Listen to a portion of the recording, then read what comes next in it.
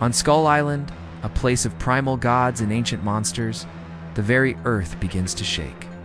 Deep inside a ruin that time forgot, an old medallion flares with a power that's been sleeping for ages.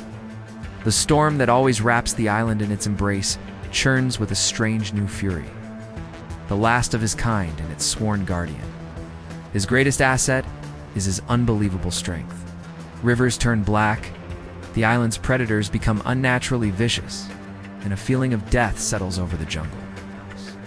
This corruption is a direct insult to Kong's authority and the natural order he bleeds to protect, which lets him overpower beasts like skull crawlers and even stand toe-to-toe with Godzilla. But he's not just a brute. He finds Sobek standing in the ruins of an old temple, with the medallion pulsing on a stone altar. Kang opens with a charge, banking on the raw power that's won him every fight so far. Who really has the upper hand here? Is it Kong's strategic mind or Sobek's magically fueled brawn?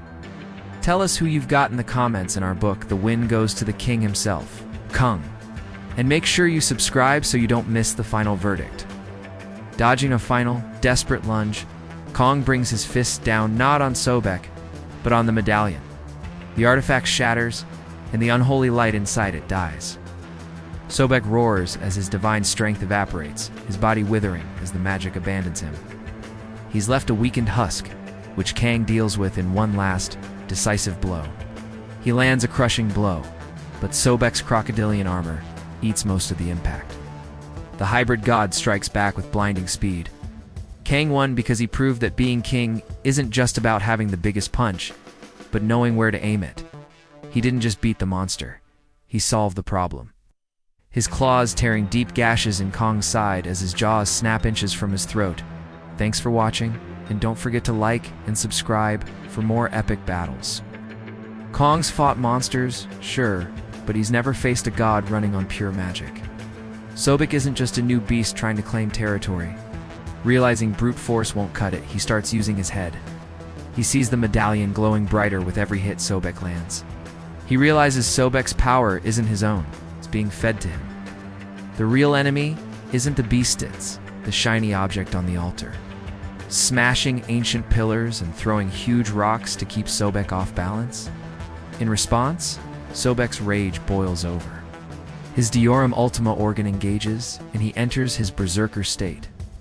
His eyes glow with raw power as he launches a frantic, relentless assault, overwhelming Kang with pure, mindless violence.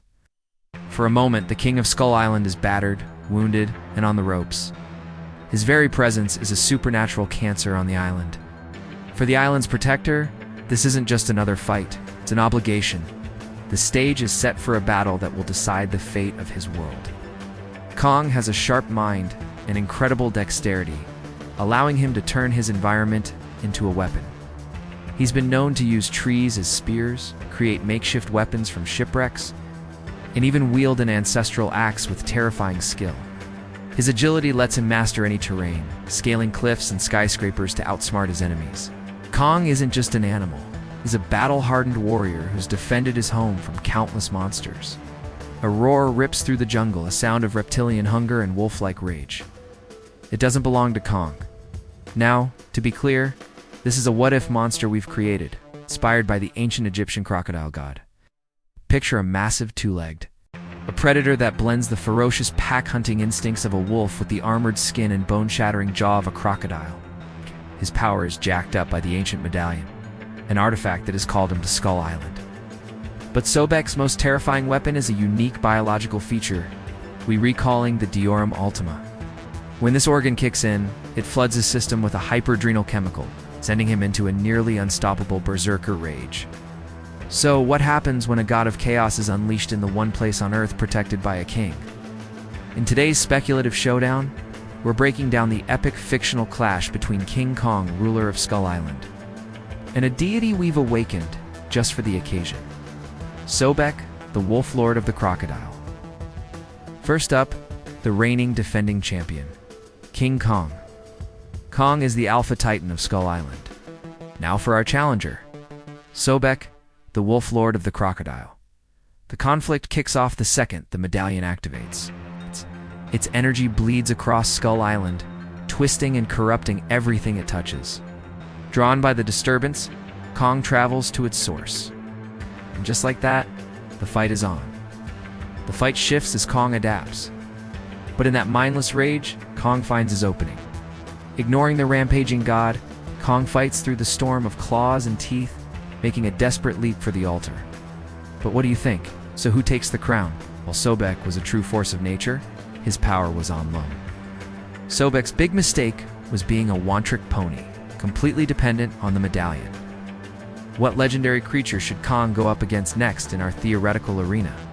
Drop your suggestions in the comments.